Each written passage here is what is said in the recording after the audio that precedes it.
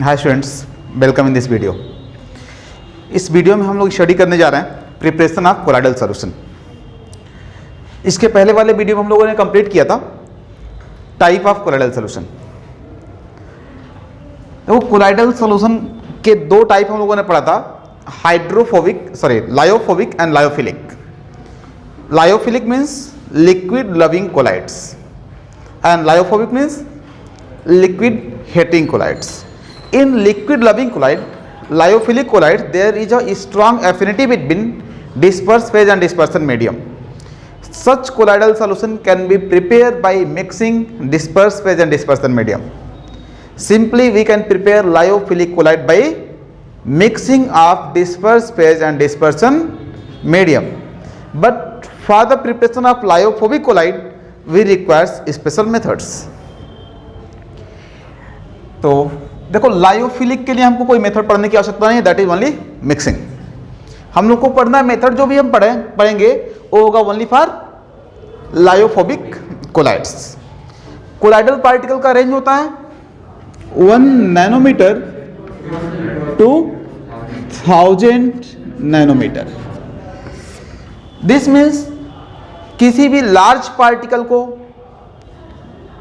Break करके हम इस रेंज में अगर चेंज कर दें तो कोलाइडल सॉल्यूशन बन जाएगा उसका, या किसी स्मॉल पार्टिकल को एसोसिएट करके इस रेंज में चेंज कर दें तो उसका भी कोलाइडल सॉल्यूशन बन जाएगा।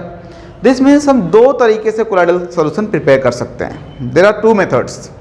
First is dispersion method. Dispersion से आप लोग को समझ में आ गया होगा क्या है। डिस्पर्सन मेथड्स में ऐसे मेथड्स होते हैं जिनमें हम लार्ज पार्टिकल को स्प्लिट करके कोलाइडल रेंज के पार्टिकल में चेंज करते हैं। Dispersion method means the method of preparation of colloidal solution in which large particle are splitted in the small particle in the size of colloidal range. तो इसके लिए देखिए, first यहां पे एक मेथड होता है mechanical dispersion. Mechanical dispersion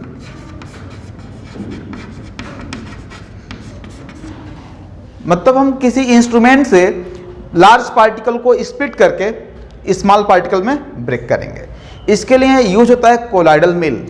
colloidal मिल जैसे यहां पे देखिए दो, आप लोग मिल समझ रहे हो ना, जैसे आटा चक्की होता ना, उसी तरह का।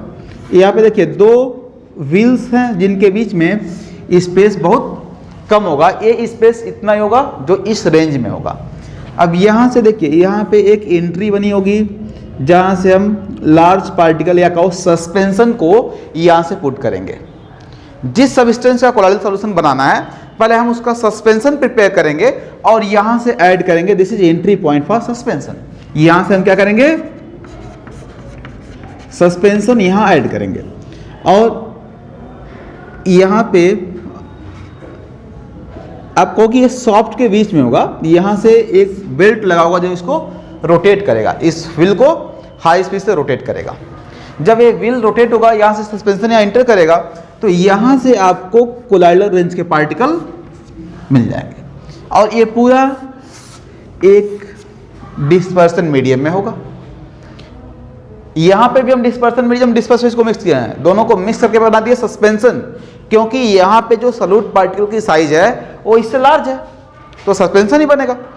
देन उसको जब हम कोलाइडल मिल में मिक्स करते हैं, यहाँ पे कोलाइडल मिल मैकेनिकली इसको ब्रेक करके स्मॉल पार्टिकल में, जो सॉल्यूट के पार्टिकल हैं उसको ब्रेक करके स्मॉल पार्टिकल में चेंज कर देता है, तो यहाँ से हमको मिल जाता है कोलाइडल सॉल्यूशन, जिसको हम यहाँ कैलकुलेट कर लेते हैं। This method is known as mechanical dispersion. Any confusion? Second is electrical dispersion. Electrical disintegration कहते हैं इसको हम, electrical disintegration. Electrical disintegration इसमें हम क्या करते हैं, इलेक्ट्रिसिटी के हेल्प से लार्ज पार्टिकल को स्प्लिट करके स्मॉल पार्टिकल में चेंज करते हैं। आप लोग किसी वायर को स्पार्क करते हुए देखें, जैसे जो ट्रांसमिशन वायर होता है एल्यूमिनियम वायर, आप देखो जब वो स्पार्क करता है तो वहां से वायर ब्रेक हो जाती है। अगर दो वायर स्पार्क करा तो वहां से वायर ब्रेक हो जाता है। अगर आप ध्यान से देखेंगे वहां से फ्यूम निकलता है। वायर मेटल का बना हुआ है, फ्यूम कहां से आ गया?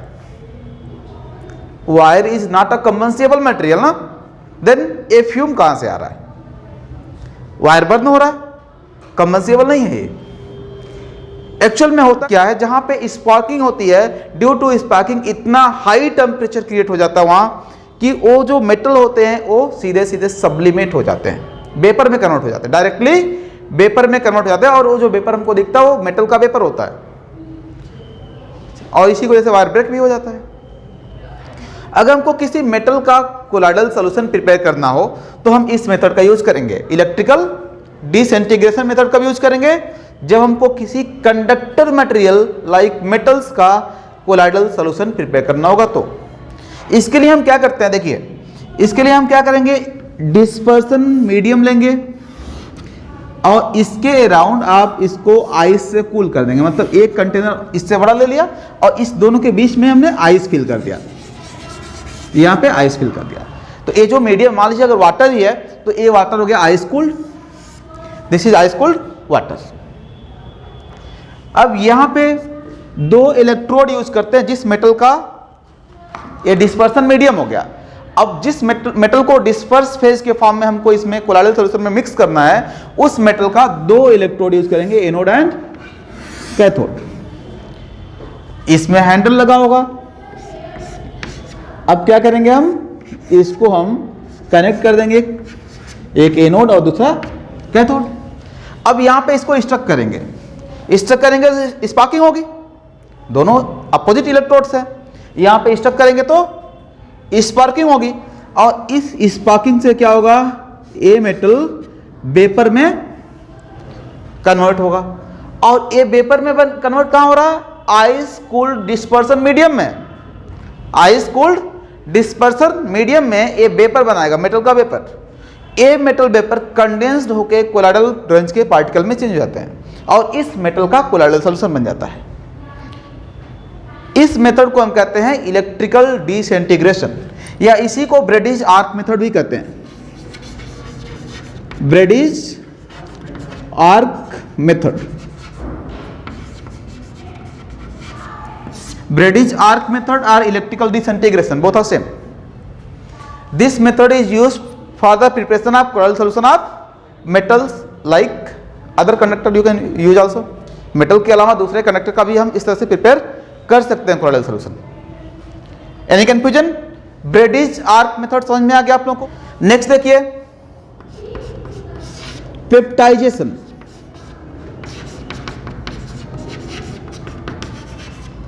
Peptidation means conversion of freshly prepared precipitate into colloidal solution।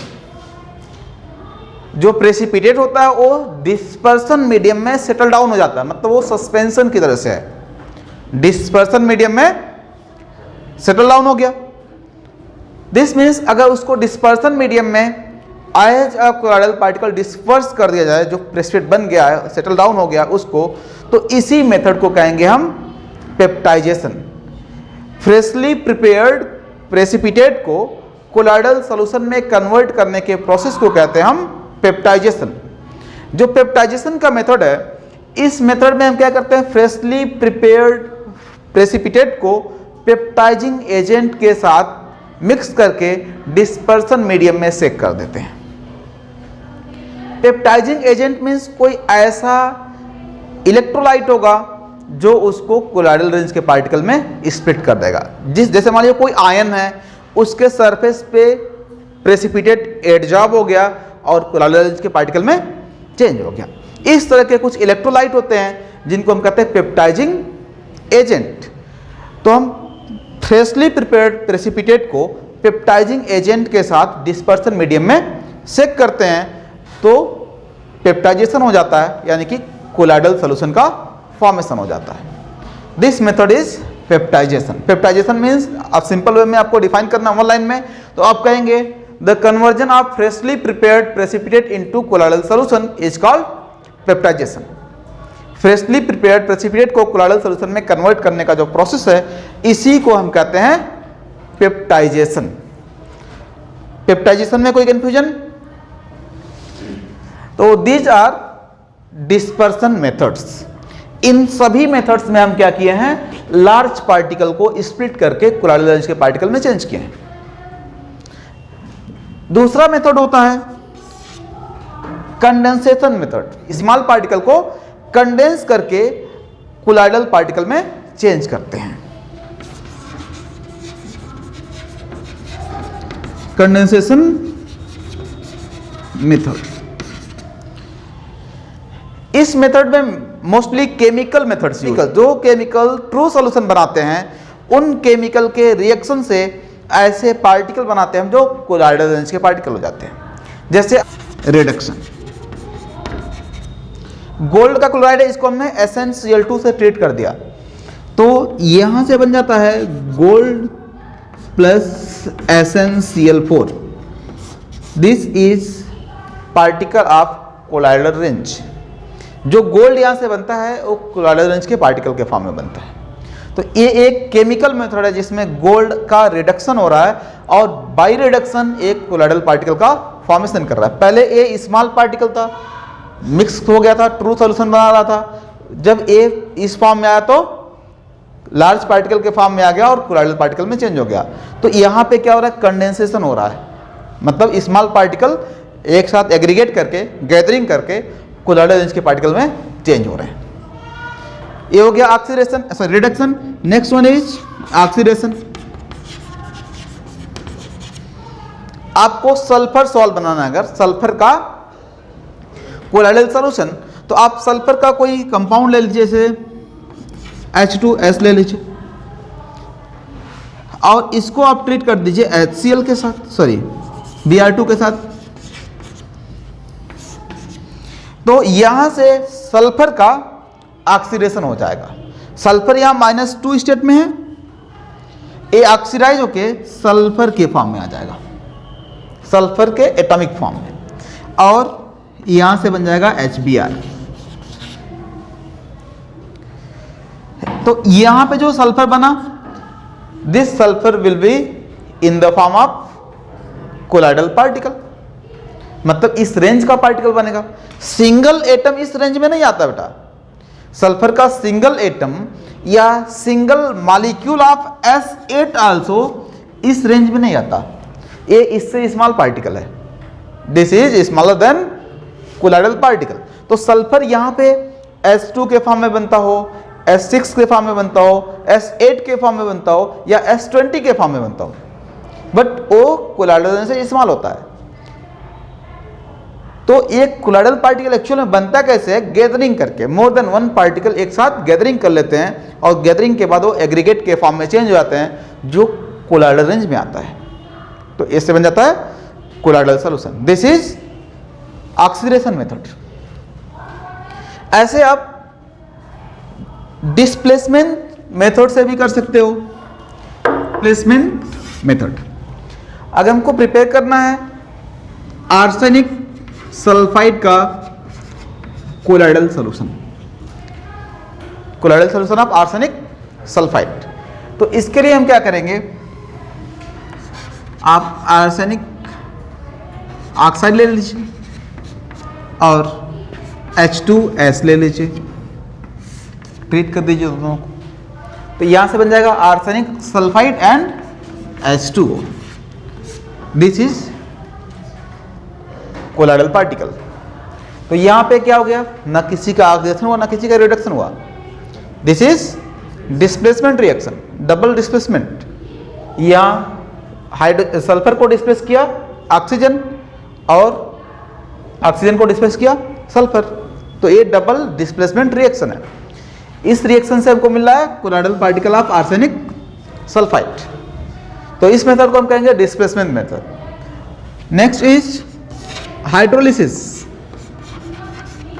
Hydrolysis mean जानते हैं आप लोग, हाइड्रोलिसिस मीन्स होता है addition of water in the form of H+ and OH-। Addition of water in the form of H+ and OH- is called hydrolysis.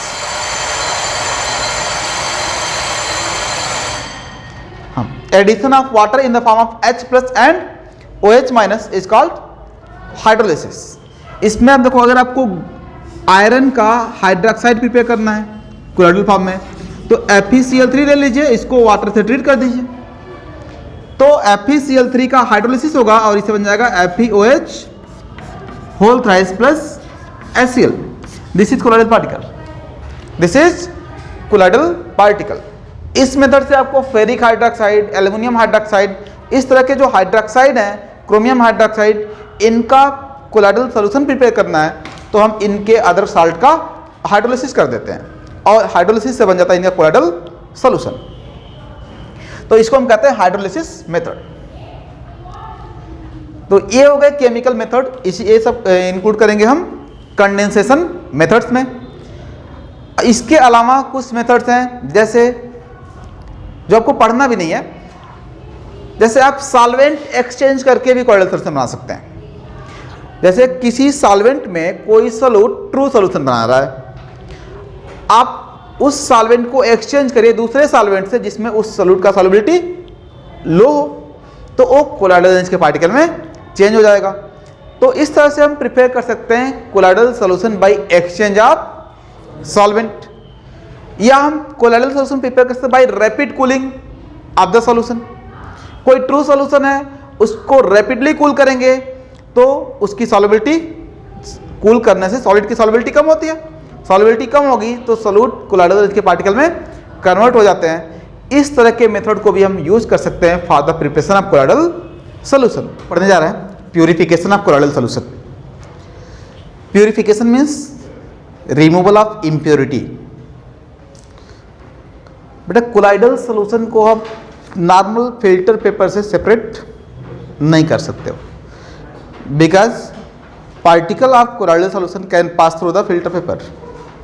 आप जब filter करते हो तो वो फिल्टर पेपर से पास कर जाएगा, सेपरेट नहीं हो पाएगा, तो आप फिल्ट्रेशन का मेथड यहाँ पे यूज नहीं कर सकते। ये एक तरह का हेट्रोजिनस मिक्सचर है, क्रिस्टलाइजेशन भी इसका प्रॉपर वे में नहीं होता। तो फिर यहाँ पे कौन सा मेथड यूज करेंगे हम? इसको प्यूरिफाई करने के लिए कौन सा मेथड यूज करेंगे हम? इसके लिए ब्लड का प्यूरिफिकेशन आप लोग सुने होंगे, डायलिसिस। डायलिसिस एक मेडिकल टर्म भी है। डायलिसिस ब्लड का होता है किडनी फेल्योर के केस में।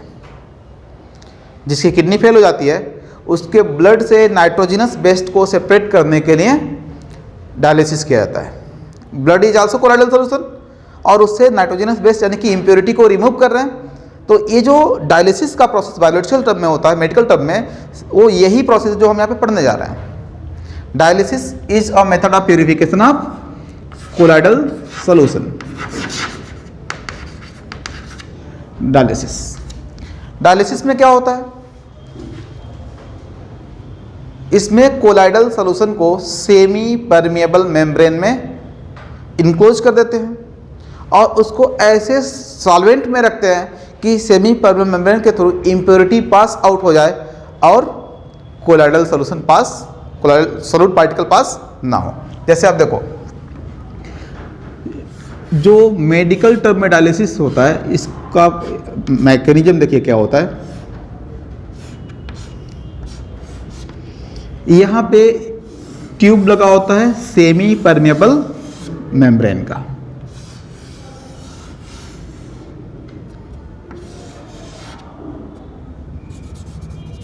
इस मेम्ब्रेन के थ्रू यहाँ पे ब्लड इंटर करता है, इम्प्योर ब्लड, जिसमें नाइट्रोजनस बेस्ड डिजॉल्व है। और ये जो सॉल्वेंट इस मेम्ब्रेन के बाहर है, इसकी एंट्री यहाँ से है और यहाँ से ये सॉल्वेंट बाहर निकलता है। मेम्ब्रेन के बाहर वाला जो पोर्शन है उसमें एक सॉल्वेंट भरा हुआ है और ये सॉल्वेंट यहाँ से इंटर कर रहा है और यहाँ से एग्जिट। यहाँ से ब्लड इंटर करता है और यहाँ से ब्लड वेन को कनेक्ट कर देते हैं। मतलब ये आर्टरी से एक पाइप निकालेंगे और उसको यहाँ जोड़ देंगे और यहाँ से एक पाइप निकालेंगे, उसको वेन में अटैच कर देंगे। तो ब्लड यहाँ से आएगा, सर्कुलेट होते हुए इधर निकल जाएगा। इसको इतना बेंड किया गया सरफेस एरिया को इंक्रीज करने के लिए। अब इस मेम्ब्रेन के थ्रू जो नाइट्रोजनस वेस्ट होता है ये डिफ्यूज होकर बाहर निकल जाता है और इस सॉल्वेंट में डिजॉल्व हो जाता है और यहाँ से डिजॉल्व होकर बाहर निकलता रहता है। इसी प्रोसेस को हम कहते हैं डायलिसिस। दिस मीन्स हम कोलाइडल सॉल्यूशन से डिजॉल्व इम्प्योरिटी, जो उस सॉल्वेंट में जिसमें कोलाइडल सॉल्यूशन बनाया हमने, वहाँ दो फेज हैं, disperse phase and dispersion medium. जो डिस्पर्सन मीडियम में है उसमें डिजॉल्व फॉर्म में कोई इम्प्योरिटी है, उसको रिमूव करना हमको, तो डायलिसिस यूज करेंगे। वो डिजॉल्व इम्प्योरिटी इस मेम्ब्रेन के थ्रू डिफ्यूज हो जाएगा और कोलाइडल पार्टिकल डिफ्यूज नहीं हो पाएगा, तो यहाँ से इम्प्योरिटी रिमूव हो जाएगा बाहर। इस मेथड को हम कहते हैं डायलिसिस। इस डायग्राम को आप सिंपल वे में ऐसे बना सकते हो, आप एक मेम्ब्रेन ले लीजिए ऐसे और इसको एक सॉल्वेंट में डिप कर दीजिए, इसके अंदर कोलाइडल सॉल्यूशन को इंक्लोज कर दिया और ये जो मेम्ब्रेन है ये ओनली डिजॉल्व सॉल्यूट को अलाउ करेगा पास होने के लिए, और सॉल्वेंट पास हो सकता है बट कोलाइडल पार्टिकल पास नहीं हो सकता। तो यहाँ से डिजॉल्व सॉल्यूट पास होके इस सॉल्वेंट में आ जाएगा और एक कोलाइडल सॉल्यूशन प्यूरिफाई हो जाएगा। समझ में आ गया? डायलिसिस मीन्स आप एक तरह से कहो कि ये फिल्ट्रेशन ही है, या फिल्ट्रेशन मत कहिए, इसको कह सकते हैं diffusion. Diffusion of impurities from colloidal solution through specially designed membrane is called dialysis. Diffusion of impurity from colloidal solution through the semi-permeable membrane is called dialysis. Dialysis का एक और एडवांस मेथड होता है जिसे हम कहते हैं इलेक्ट्रोडायलिसिस। इलेक्ट्रोडायलिसिस, इलेक्ट्रोडायलिसिस में क्या होता है, यहाँ पे इलेक्ट्रोड लगा देते हैं। आपको जैसे ये सिलेंड्रिकल है तो इसके दोनों साइड में दो इलेक्ट्रोड लगा देंगे, एक पॉजिटिव और एक नेगेटिव। तो इलेक्ट्रोड लगाने से क्या होगा, आप यहाँ पे लगा दो positive and negative electrode. Electrode use करने से जो कोलाइडल पार्टिकल है वो अगर डिजॉल्व है और डिस्पर्सन मीडियम वाटर है, दिस मीन्स वो colloidal particle, dissolve particle impurity polar होगा या आयनिक होगा। वाटर में डिजॉल्व होने वाले सॉल्यूट कैसे होते हैं, पोलर और आयनिक। अगर डिस्पर्सन मीडियम वाटर है तो जो डिजॉल्व इम्प्योरिटी हो क्या होगा, पोलर और आयनिक। अगर वो पोलर या आयनिक है तो इलेक्ट्रोड लगाने से क्या होगा, उस पर एक एक्सीलरेशन लगेगा, एक अट्रैक्शन फोर्स लगेगा और इस अट्रैक्शन फोर्स की वजह से उसकी डिफ्यूजिबिलिटी इंक्रीज हो जाएगी। डिफ्यूजिबिलिटी इंक्रीज हो जाएगी, उसका रेट ऑफ डिफ्यूजन फास्ट हो जाएगा और ये यहाँ से जो फिल्ट्रेशन हो रहा था इम्प्योरिटी की, ये फास्ट होने लगेगी क्योंकि वो अट्रैक्ट हो रहा है बाहर से। पहले ये normally due to concentration difference diffuse हो रहा था, अब क्या हो रहा है, कंसंट्रेशन डिफरेंस तो है ही है, सेम टाइम उस पर बाहर से एक अट्रैक्शन फोर्स भी लग रहा है, तो इसका रेट ऑफ डिफ्यूजन इंक्रीज हो जाता है। इस कंडीशन में जब कहते हैं हम डायलिसिस, तो इसी को कहा जाता है इलेक्ट्रोडायलिसिस। मतलब आप कहो कि dialysis in presence of electrostatic field, या आप कहो कि diffusion of impurity through semi permeable membrane in presence of electrostatic field in between electrodes is called electrodialysis. Electrodialysis क्या होता है समझ में आ गया आप लोग को? Next is ultra filtration.